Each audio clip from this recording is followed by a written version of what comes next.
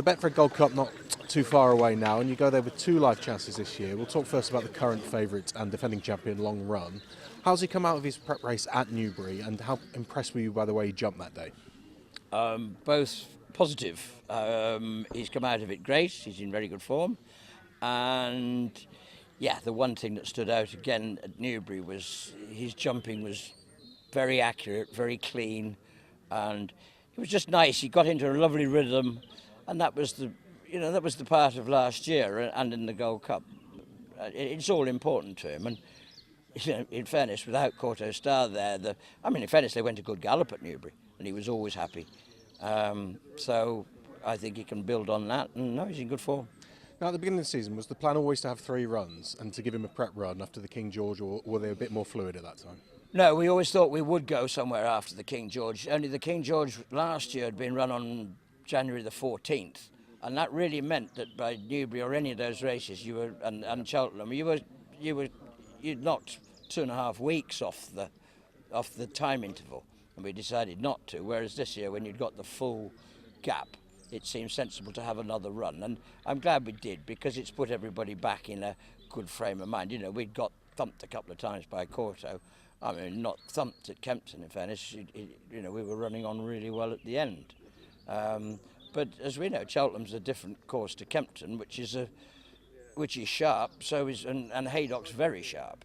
So it's two different places. They're different pitches. They're different battles.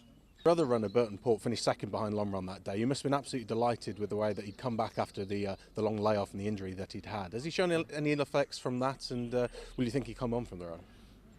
You'd like to think he'd come on, and he's shown no ill effects, but one has to just consider, we all know what is described as the bounce factor is there, and if ever there is a horse that's going to do it, I don't say it's him, but here is the situation where it could easily occur. He'd been off a very long time, but it was a very good run. I think Barry was, some say, kind to him on the day. He didn't get a desperately hard race.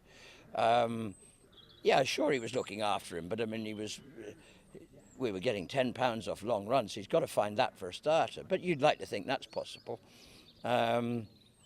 It's good to have him on the team. You might as well have much happier with 2 than I am with 1. And one final question, which betting shop punters up and down the country would be begging me to ask: which one of yours is going to win the Grand Annual? Well, there's going to be I don't know. I want to talk to AP about Kid Cassidy.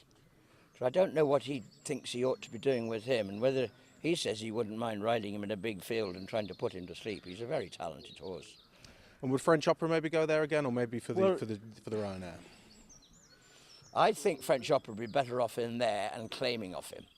I can't quite see him winning the Ryanair. He ran a very good race at Newbury until that sort of great big black aeroplane of Sprinter Sacra came flying past him in mid-air. And French Opera could run.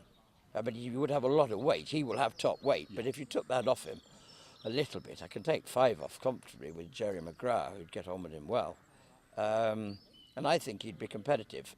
Then there would be the likes of Eradicate. I still always think Thanks for That has he's been good round Cheltenham before. He's kept for it. And Quetta, we've kept him for it. Eradicate is there. Kid Cassidy is a possible. So you'll have plenty Have of I runners. Answered your question? No. Okay.